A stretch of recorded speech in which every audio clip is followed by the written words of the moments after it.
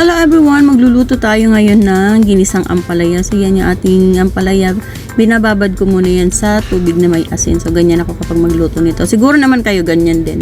Diba? Siyempre ito, haluan natin yan ng atay ng baboy. So yan. Yung atay na ito, fresh pa yun nung binili ko. Kaya lang nilagay ko na siya sa freezer. 2 araw na siya sa freezer. Kaya ganyan na yung kulay niya. Pero fresh naman yan nung binili ko.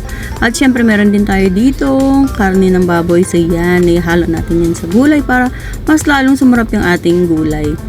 At ito naman yung ating mga sangkap. Yan, napakasimpleng mga sangkap lang. Ayan, sibuyas, bawang. May pampalasa tayo, siling haba. At syempre, yan na nga ang siling labuyo na hindi nawawala sa kahit anong niluluto ko. Yan talaga. Lagi yan nandyan. So, ayan nga. At ginisa muna natin ang mga sangkap. Sibuyas, bawang. Gisa muna natin. At syempre, ang una nating igigisa dyan ay ang ating pork. Yan. Gisa muna natin yung ating karne. Kasi itong karne na to, syempre, kailangan maluto muna siya. Dahil yung ating gulay ay madali lang yung lutuin.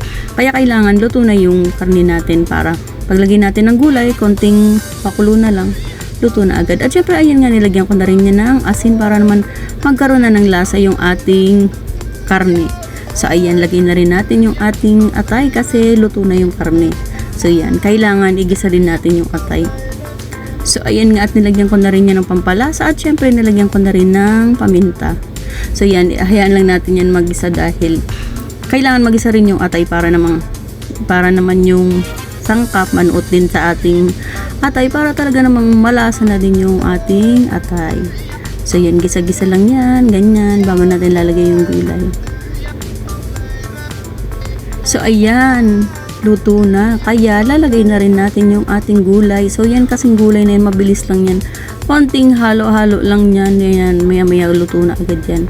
Kaya, kailangan luto muna yung mga sahog natin bago natin lagay yung gulay. So, ayan nga at nilagay ko na rin ang isa pang pampalasa para talaga namang malasang-malasa yung ating gulay. At syempre, lalagyan din natin yan ng tubig para naman merong konting sabaw. Kasi masarap kasi pag gulay. Meron din namang konting sabaw, kaya lagyan natin na ng sabaw na tubig. So, ayan, hayaan lang natin kumulo.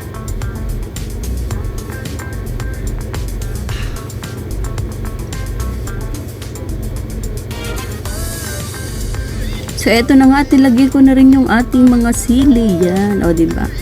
Malapit na yun maluto. Pakuluin lang natin kasi para naman mabuwasan ng konti yung sabaw. Kasi yung sabaw nito, dapat yung saktong-sakto lang.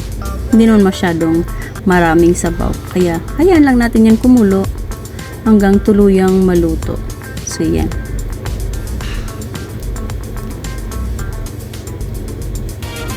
At eto na nga, ayan na, luto na ang ating gulay, ang ating ulam for today. Ayan ang ampalaya na masustansya na masarap pa. So, yan ang ating ulam ngayon. Yan. Diba, itsura pa lang matatakam na talaga kayo. Kaya ano pang inaantay nyo, magluto na rin kayo ng ganito. Panigurado magugustuhan ninyo at syempre ng buong pamilya. So yan lang. Thank you for watching everyone.